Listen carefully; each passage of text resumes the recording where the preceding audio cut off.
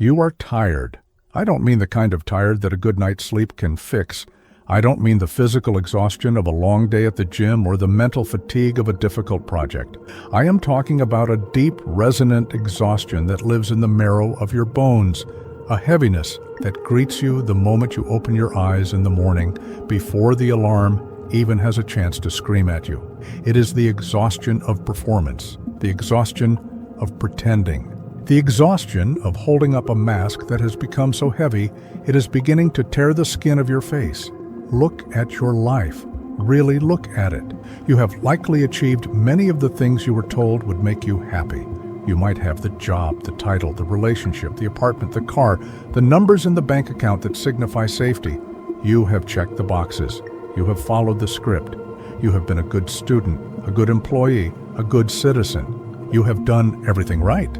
So why does it feel like something is fundamentally wrong? Why do you feel a phantom itch in the back of your mind that no amount of consumption can scratch? You are constantly waiting for the arrival. You tell yourself, once I get the promotion, then I will rest.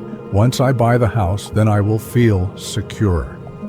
Once I find the partner, then I will be complete. But you and I both know the truth, don't we? The arrival never comes. The horizon always moves. You climb the mountain only to find another mountain behind it, and the air just gets thinner, and your lungs just burn more. This is not a failure of your effort. This is not because you are ungrateful.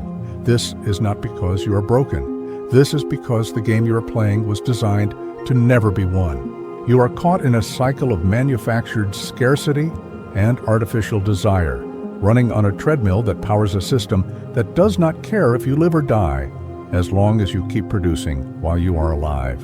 You are experiencing the nausea of the modern soul. Most people spend their entire lives trying to numb this sensation. They drown it in alcohol, they smoke it away. They eat it into silence. They scroll through infinite feeds of other people's curated happiness until their eyes bleed. They chase dopamine like a starving dog chases a mechanical rabbit. They call this living. They call this success. But in the quiet moments, in the dead of night, when the distractions fade and the screen goes black, the feeling returns. The void stares back. What if I told you that this pain, this hollowness, this unbearable sense of, is this it, is not a defect? What if I told you that this is the most important feeling you will ever have? What if the depression, the anxiety, the disillusionment are not enemies to be medicated into submission, but messengers banging on the door of your consciousness, trying to wake you up from a coma you didn't know you were in? We need to talk about the lie. The lie is simple. Happiness is something you acquire. Purpose is something you find outside yourself. Success is visible. This paradigm is the engine of the modern world. It is the fuel of capitalism, the foundation of our education system, and the architecture of our social hierarchy. And it is a lie that is slowly killing you. Let us look at the structure of your reality. You were born into a system. Let's call it the matrix or the machine, or simply the program. From the moment you could understand language, you were inundated with commands. Be nice. Sit still. Listen to the teacher. Get good grades so you can get into a good college. Get into a good college so you can get a good job. Get a good job so you can get a good mortgage. Pay off the mortgage until you are 65. Then, finally, you can live. Then, you can be free. Do you see the absurdity? You are trading the prime years of your vitality, your energy, your curiosity, and your passion for a promise of freedom at the very end, when your body is decaying and your mind is tired. You are selling your life by the hour to buy back a freedom that was yours by birthright.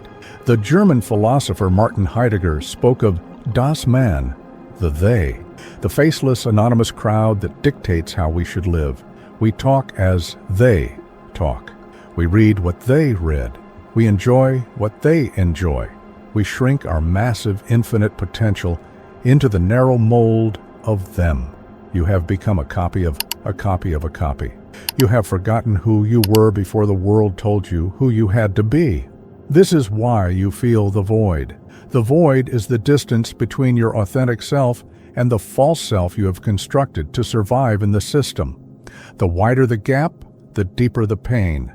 If this resonates with the silence you keep hidden, consider subscribing. We are building a sanctuary for the awake. Let's go deeper.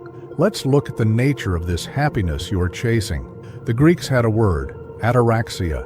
It means a state of serene calmness, untroubled mind. But that is not what the modern world sells you. The modern world sells you hedonia, pleasure, fleeting, sensory, dopamine-spiked pleasure. The problem with pleasure is that it is biological bribery. It is designed to fade. It is the carrot on the stick. If the satisfaction of a new car or a new lover lasted forever, the economy would collapse. The system requires you to be dissatisfied. It requires you to be hungry. Your unhappiness is a feature, not a bug. The entire advertising industry, a trillion-dollar machine, is psychologically engineered to create a deficiency in you that only a product can fill. They sell you the poison and then sell you the antidote. Arthur Schopenhauer, perhaps the most brutally honest philosopher in history, described life as a pendulum swinging violently between pain and boredom. When you want something, you are in pain because you lack it. When you get it, you are bored because you have it. The moment of satisfaction is instantaneous and vanishing. You are not chasing the object. You are chasing the relief from the craving of the object. You are a junkie, and society is the dealer. And what is the cost of this addiction? The cost is your life. Not in the metaphorical sense, but in the literal, ticking clock sense. You are trading hours of conscious existence for tokens to buy distractions. Consider the concept of the golden handcuffs. You get the high-paying job. You adjust your lifestyle to match the income. You buy the expensive house. Now you must keep the job to pay for the house that you are never in because you are always at the job. You are trapped. You have built your own prison and handed the key to your employer. You are a slave who believes he is free because he chose the color of his chains. But the darkness goes deeper than economics. It touches the existential dread of mortality. We live in a culture that denies death. We hide the elderly in homes. We paint over the corpses. We inject Botox to freeze our faces in a perpetual mask of youth. We are terrified of the end because we know, deep down, that we haven't really begun. The research on end-of-life regrets is terrifyingly consistent. Bronnie Ware, a palliative care nurse, recorded the dying regrets of her patients. The number one regret was not, "I wish I made more money." It was not, "I wish I worked harder." It was, "I wish I'd had the courage to live a life true to myself, not the life others expected of me." Read that again. The single greatest tragedy of the human experience is to reach the end and realize you lived someone else's script. You played a character in a movie you didn't write. You were an extra in your own life. This is where the twist comes in. This is where we reframe the narrative. The pain you feel right now, the depression, the anxiety, the feeling that everything is meaningless, this is not a pathology. This is your soul screaming, "Stop!" This is your authentic self, trying to claw its way out of the coffin of your personality. In alchemy, there is a stage called nigredo, the blackening. It is the stage of decomposition, of rotting, of burning away the impurities. It feels like death. It feels like the end. But it is the necessary precursor to albedo, the whitening, the purification. You cannot be reborn until you die. You cannot build the new until you burn down the old. The void you feel is not empty space. It is fertile ground. It is the womb of creation. The system wants you to fill that void with noise, with sugar, with politics, with entertainment. The system is terrified of what you might find if you just sat in the void and listened. Blaise Pascal said, "All of humanity's problems stem from man's inability to sit quietly in a room alone." Why is it so hard? Because when the noise stops, the truth speaks. And the truth is often painful. The truth says, you hate your job. You are lonely in your marriage. You are wasting your potential. You are going to die. Most people will do anything to avoid this conversation with themselves. They will work 80 hours a week. They will start drama. They will create chaos. Anything to drown out the whisper of the void. But you are here. You are reading this, which means you are ready to stop running. You are ready to turn around and face the wolf. If you're tired of running from your own shadow, consider subscribing. We walk into the dark together. Let's use a metaphor. Imagine you are a caterpillar. You have spent your whole life crawling on the ground, eating leaves, consuming, growing fat. That is all you know. Eat, crawl, sleep. But then a signal triggers inside you. You feel a compulsion to stop eating. You feel a need to hang upside down. You spin a cocoon around yourself. Inside that cocoon, do you know what happens? The caterpillar does not just grow wings. It completely dissolves. It turns into genetic soup. It disintegrates. If you were the caterpillar, this would feel like dying. Everything you knew, everything you were, is melting away. It is terrifying. It is total annihilation of the identity. But within that soup, there are cells called imaginal cells. At first, the caterpillar's immune system attacks them as foreign invaders. But they multiply. They connect. They begin to organize the soup into a new structure, a structure that has never existed before. And from that death, the butterfly emerges. You are in the cocoon. You are in the soup.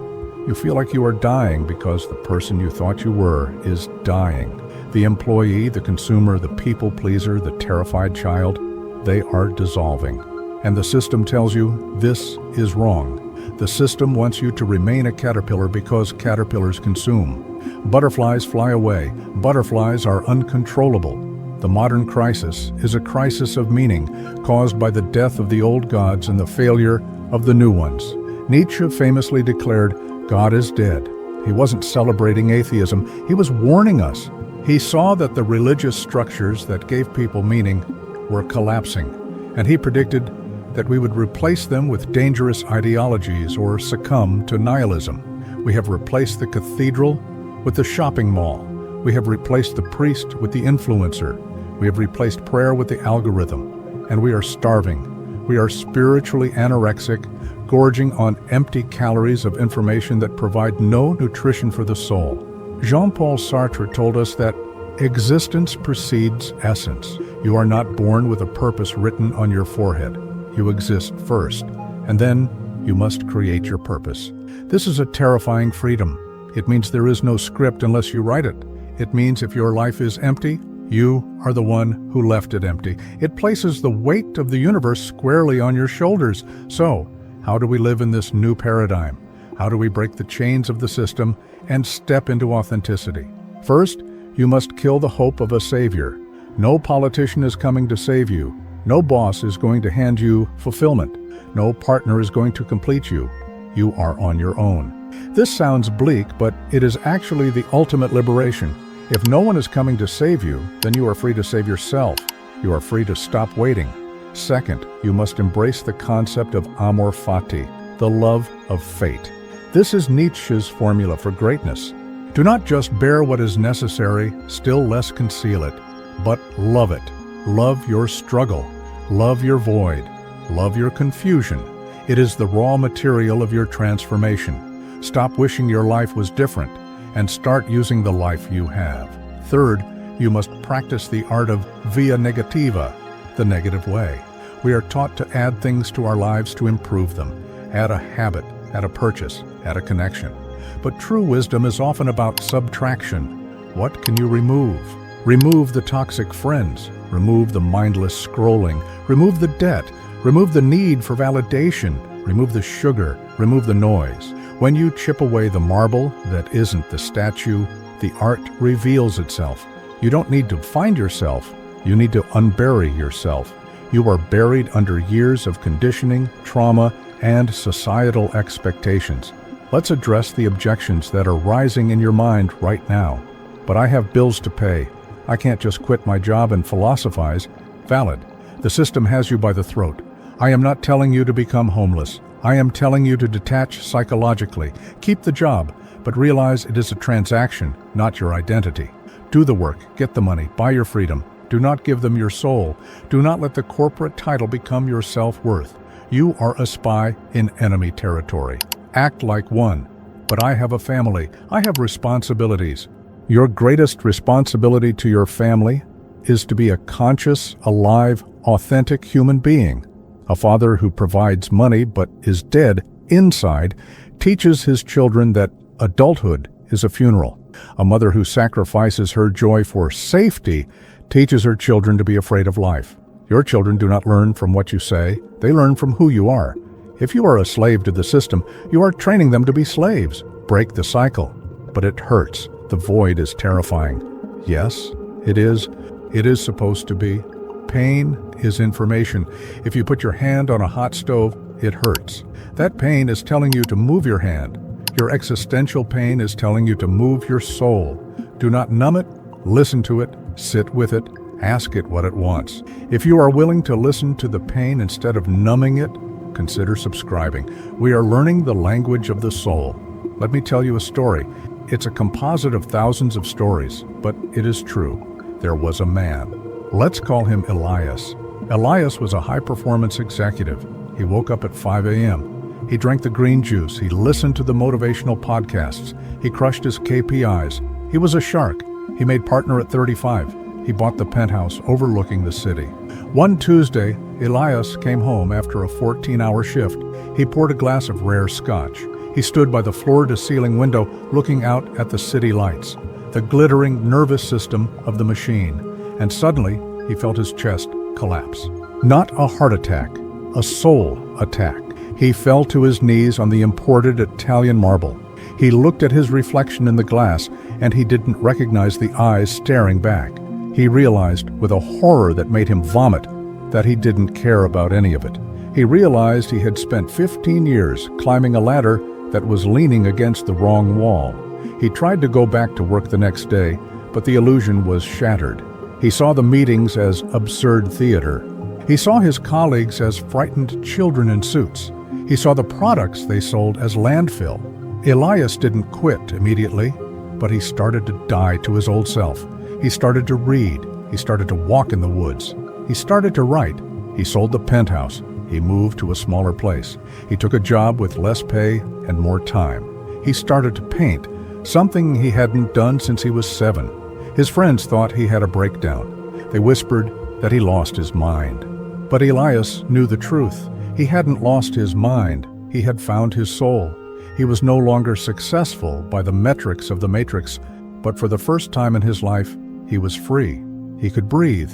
You do not need to sell everything and move to a cabin to experience this. You just need to shift your center of gravity from the external to the internal. The ancient Stoics practiced memento mori. Remember, you must die. This was not morbid. It was a tool for clarity. If you knew you were going to die in 1 year, would you worry about your boss's opinion? Would you care about the likes on your photo? Would you stress about the traffic? No. All the bullshit would fall away, leaving only what is essential. So why do you wait for a terminal diagnosis to live like that? You have a terminal diagnosis. It's called being human. The clock is ticking right now. Tick, tick, tick. That second is gone. You will never get it back. How did you spend it? Were you present? Were you real?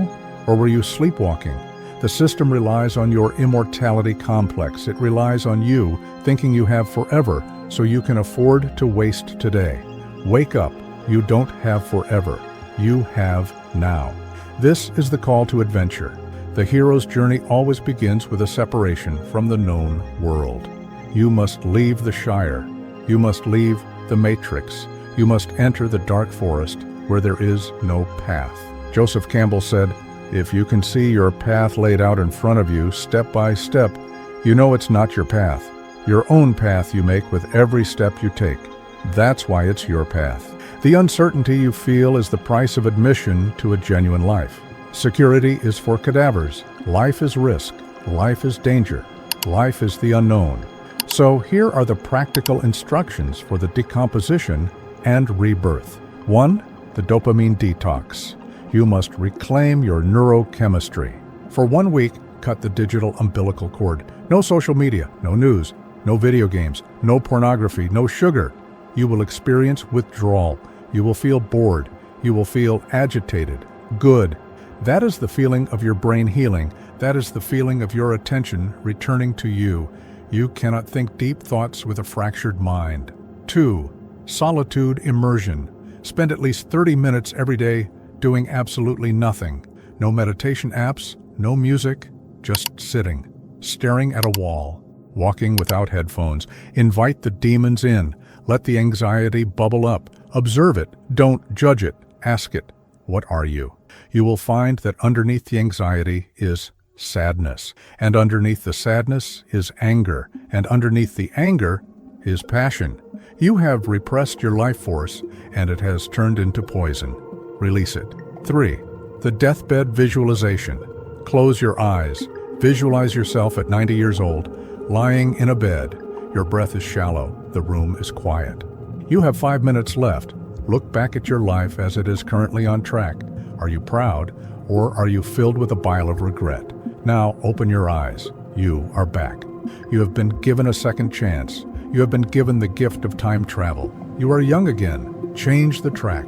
4. Create, don't consume. The system trains you to be a consumer. Rebels are creators. It doesn't matter what you create. Write, draw, build, cook, speak, garden. When you create, you are asserting your existence. You're imposing your will on chaos. You are acting in the image of the divine. Consumption is passive. Creation is active. Consumption is submission. Creation is rebellion. 5. Find the others. You are not alone, but you are scattered. The system isolates us to keep us weak. Look for the eyes that are awake. They are out there. In the corners of the library, in the quiet parks, in the deep conversations at 2 a.m. Build your tribe. A tribe based on truth, not utility. A tribe that values vulnerability over status. The philosopher Epicurus said, "Wealth consists not in having great possessions, but in having few wants." This is the ultimate hack against the matrix.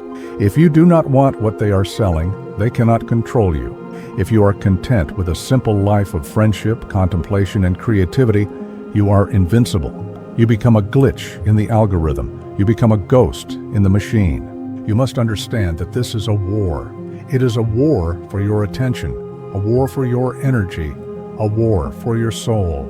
The enemy is sophisticated. It has algorithms, psychologists, and billions of dollars. But you have something they don't. You have consciousness. You have the ability to say no. The power of no is greater than the power of yes. No to the overtime. No to the toxic relationship. No to the mindless consumption. No to the fear. Every time you say no to the system, you say yes to yourself. You reclaim a fragment of your soul. We are reaching the synthesis now. The problem we started with, the exhaustion, the void, the modern slavery, is not a curse. It is a catalyst. If the cage was comfortable, you would never try to escape. If the food in the prison tasted good, you would never hunger for the wild. The misery of the modern world is the friction required to ignite the spark of your awakening. Thank the depression. Thank the anxiety. They are your guides. They are the dogs barking to warn you that the house is on fire. You are standing at the precipice. Behind you is the known world, the gray, safe, suffocating world of the automaton. Ahead of you is the void, the dark, terrifying, infinite potential of the real. You can turn back. You can take the blue pill. You can turn on the TV and forget everything I just said. You can go back to sleep. No one will blame you. It is easier. It is safer. But you will know, for the rest of your life, in the quiet moments, you will know that you saw the door and you chose the wall. Or you can jump. You can embrace the groundlessness. You can accept that there is no safety, only the wild ride of being alive. You can decide right now that you will no longer be a slave to a paycheck or a prisoner of other people's expectations. You can decide to live, not just exist. Live, to taste the air, to feel the grief, to laugh with your whole body, to create art that no one sees, to love without condition, to face the darkness and find the light within it. The choice is yours. It always has been. The cage door was never locked. You were just gripping the bars so tight you forgot to check. Let go. Your life is waiting for you. If you are ready to let go, subscribe. The journey has just begun.